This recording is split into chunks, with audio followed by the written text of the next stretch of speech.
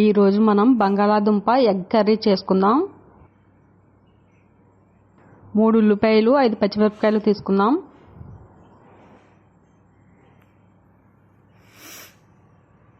ముందుగా 5 ఎగ్స్ తీసుకుని వాటర్ పోసి ఉడికించుకుందాం. పచ్చిమిరపకాయలు ఉల్లిపాయలు ముక్కలుగా కోసుకుందాం. బంగాళాదుంపలు కడిగి మధ్యలోకి ముక్కలుగా కోసుకుని ఉడికించుకుందాం. పెద్దగా ఉన్నాయి కాబట్టి. దుంపలు చిన్నగా ఉంటే మనం కట్ చేసుకోవాల్సిన అవసరం లేదు. నీళ్లు పోసి ఉడికించుకుందాం.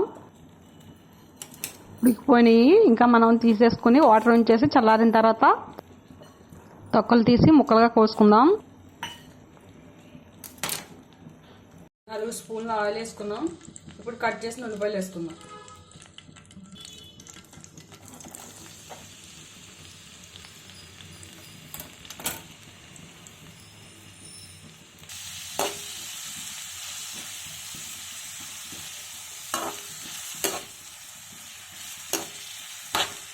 తిప్పుకుంటూ ఉండాలి.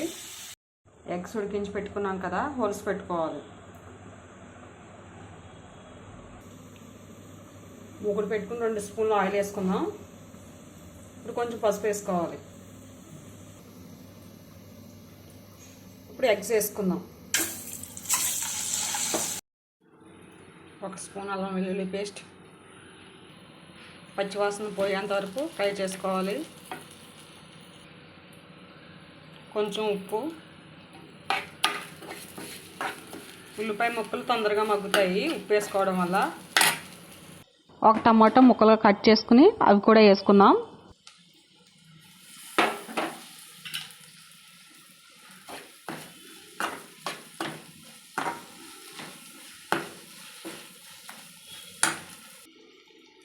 మూత పెట్టి 5-10 నిమిషాలు మగ్గించుకోవాలి. ముక్కలు ఎగిపోయాయి. టమాటా ముక్కలు. 1 స్పూన్ కారం వేసుకుందాం. ఒకసారి కలుపుకుందాం. 5 నిమిషాలు ఆగి బంగాళదుంప ముక్కలు వేసుకుందాం. ఇప్పుడు ముందుగా ఉడికించి తొక్కలు తీసి పెట్టుకున్న బంగాళదుంప ముక్కలు వేసుకుందాం.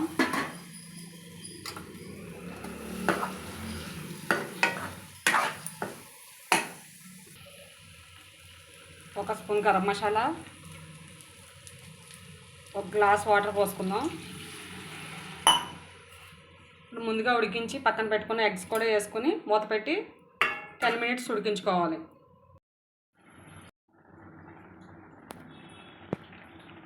కర్రీ మనం వాటర్ అయిపోయేంత వరకు ఉడికించుకోవాలి. ఇంకా 5 మినిట్స్ ఉడికించుకుందాం. కర్రీ ఉడికిపోయింది. మనం కొత్తిమీర వేసి స్టవ్ ఆఫ్ చేసుకుందాం.